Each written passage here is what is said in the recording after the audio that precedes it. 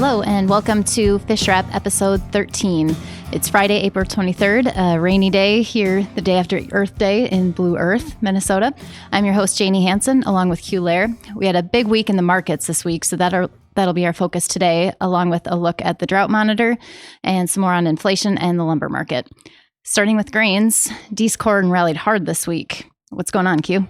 Well, we really broke the frames down and broke down some of the will of the shorts this week. Give you an idea, week to week, corn was up 69 cents this week, wheat was up 67, and soybeans tacked 93 onto the board this week. So the thing was that the commercials, every once in a while, this is the fifth time in my career, the commercials have just let it go. Really? Yes. And what that means is that the longs want to get in, they're just going to make them pay. Okay. So that's why we've been seeing 10, 15, 20, 30 cent rallies in beans and, 25 cent limit position moves in corn, because the commercials are just going to make the longs pay. And like I said, this has happened. This is the fifth time I've seen it, and I do not know where it's going, but everybody thinks it's going much higher, which is usually the kiss of death. Oh. However, we are seeing not necessarily any signs of exhaustion, but they raised the margins again last night and took a bit of the steam out of it today. But we'll see what happens next week. One of the interesting things that happened this week was we've got a very quick drought situation emerging in North Dakota. And we'll show you the Draught Monitor here. Then on the left is March 9th, and that was just 6 weeks ago. And up in North Dakota there, that they had some dry ground, but nothing like what we're seeing now, which is the pure red is right in the heart of the spring wheat and the durum. Okay, so that's North Dakota there at the top and South Dakota, exactly. Nebraska. Yeah, that is the High Plains, the High Plains maps out of the Draught Monitor. Mm-hmm. And, when that gets wet or when that gets dry up there, 1988, that's where I just made my first pile of bones, was when the drought really got going in North Dakota and Minnesota, in the spring wheat area. And we took the crop from like 400 million tons to 189 that year.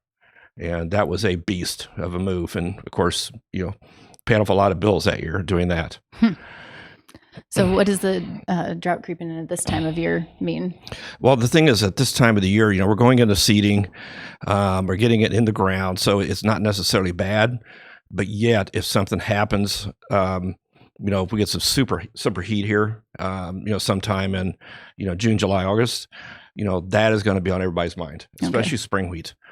So, we're going to watch very, very carefully about its, how it emerges and what it's looking like early on to see if it can withstand some really bad times. But this is really not a good thing. Okay, so it is a bit of a warning sign. Absolutely, it is. Absolutely. So give everybody an idea.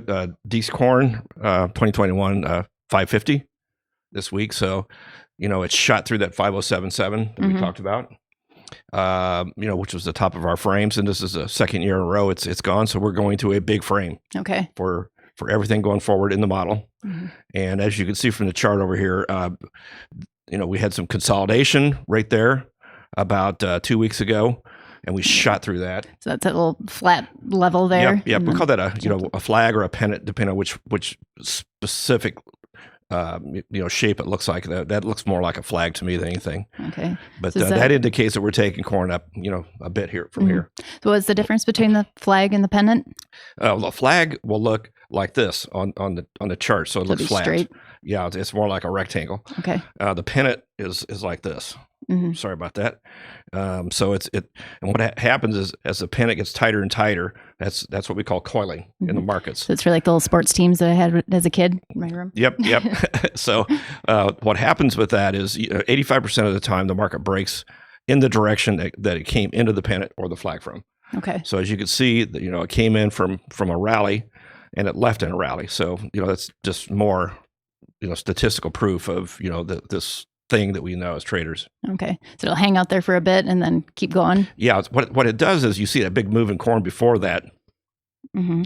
It uses those 2 to 2.5 weeks there to what we call consolidate. Okay. So it's like you consolidate your gains if you're a long, and then you got to decide, are we going to really take this up, or are we going to break into harvest? Okay. And of course, you see what happened here. So, but it's almost like a reverse gravity.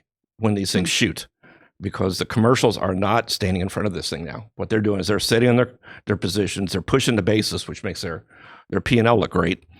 And then, when they really start laying in, that's when I really want to go with them this time for sure. Okay. So then what's happening in the out years? The out years, let's see, 488 in 2022. Okay. So that's definitely in view. 23 is 451, so it's coming right into view. Okay, so we've been talking about whether it's going to put out a little more corn in the out years. Yep. For hedging.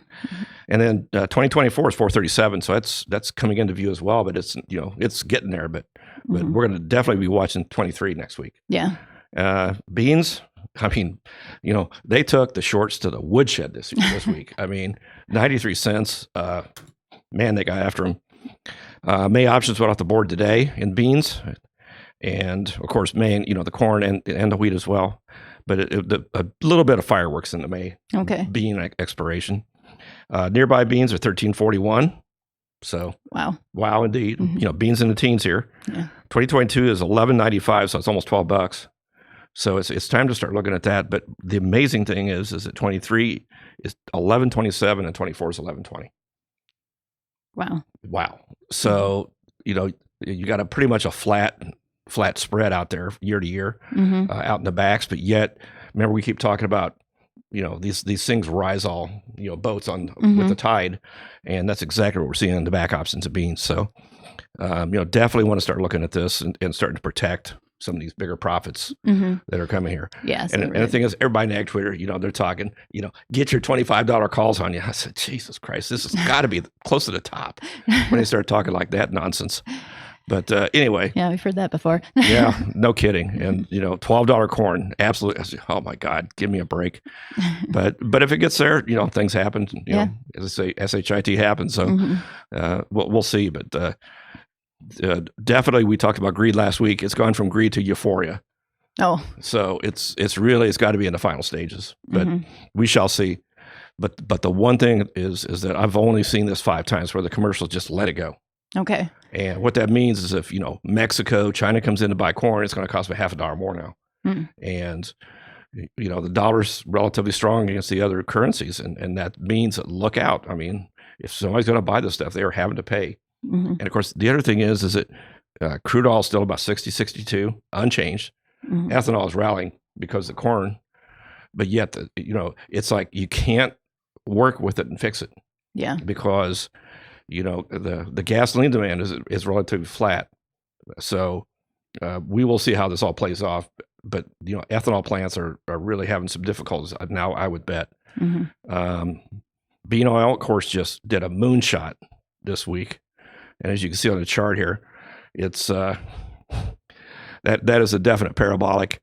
And they're using this for, of course, the biodiesel, and the canola crop is nobody's really got a handle on what the hell's going on up there. Okay, so it's still canola's influencing this market. Canola's going like 860, and I mean it's just I don't know where the hell that thing's going.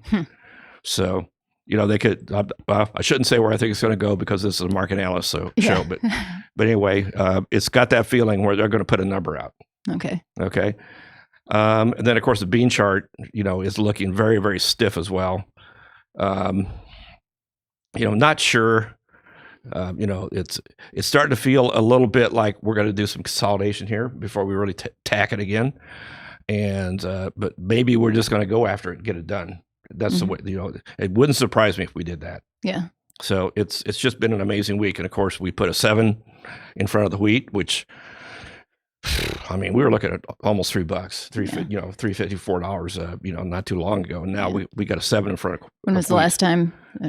It's been 14, 15. Okay. In the out years. And that was coming off the big numbers in 2012 that we had. So, but yet we've got spring wheat actually trading above Chicago. So, Chicago is not going to win that title of having been entirely the whole crop year above spring wheat and hard wheat, which, has never happened. Yeah. So again, it still hadn't happened, courtesy of the drought in North Dakota. Yeah.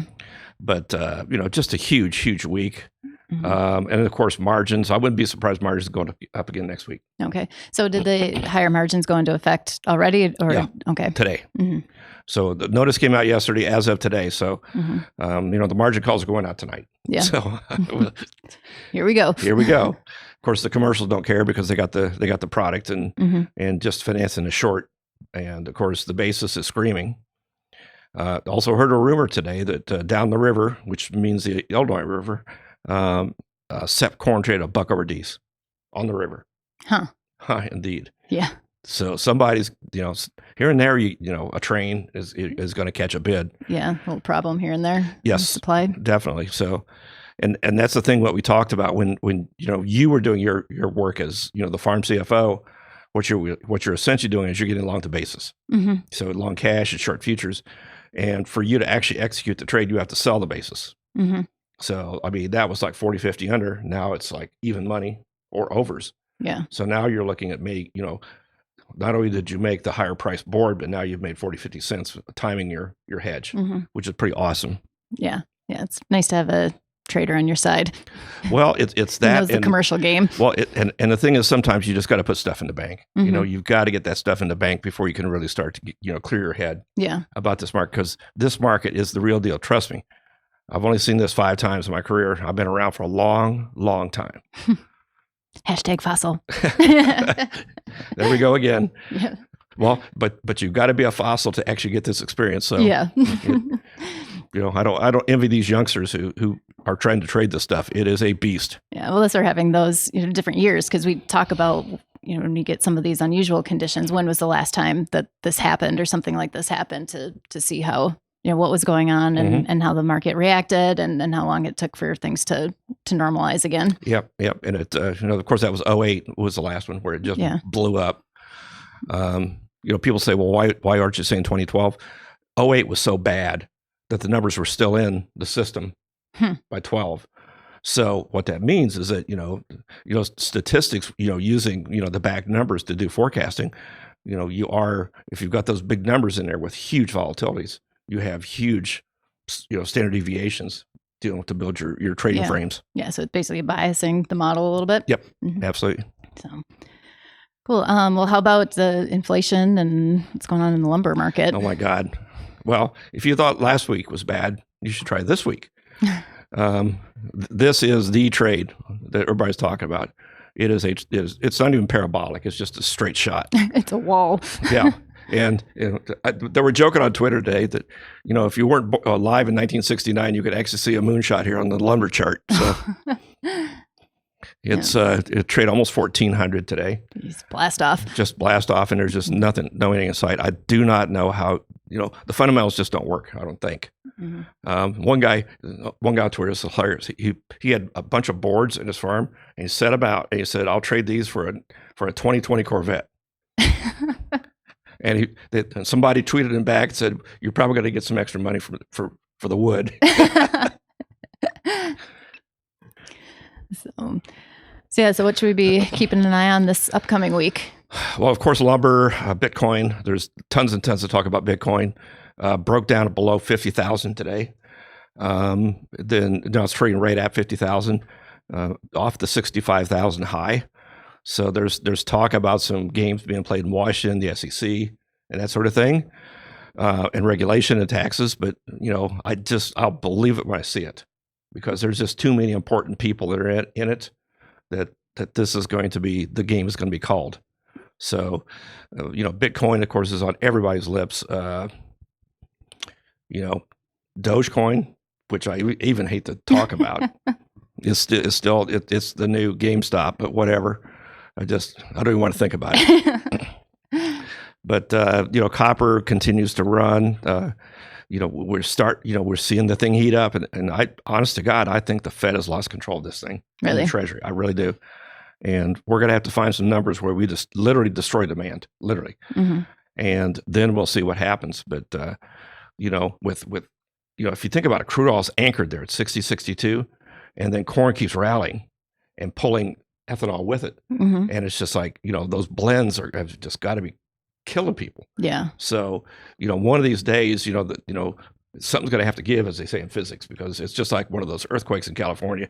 It sits there until it the tension moves. Builds up until it jumps. Exactly, because there is something that's big happening here. Okay.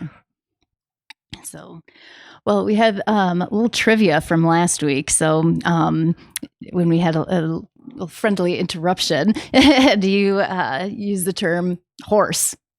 Yeah, I mentioned after that we should take him out to the horse, and that was just a real Chicago Board of Trade instinct. What happened is that we at the Board of Trade we used to fight all the time in the pits, and I mean literally fight, and because big money, big time, hot tempers, and of course half the people didn't even like him anyway. But as they got into it, we literally fought a lot, and it was really quite something, part of the culture down in the trading floors. Of course, the Board of Trade rules where you get fined $10,000 for every fight. But of course, every time OIA came up and said, "Did you see that fight that was in the corn pit?" I said, "No, I was to get my count." Or hey, Haley's Comet came by. Yeah. And so nobody ever saw anything. So the fights went on for years. I only saw one guy get fined, and he knocked out Gloria Pekovich. She came over from the bean pit, and Joe Gerentano just decked her. And it was just so bad that he had to be fined for that one. But what they do is they put cameras on the floor so that we couldn't fight because they get the fines because they had the tape.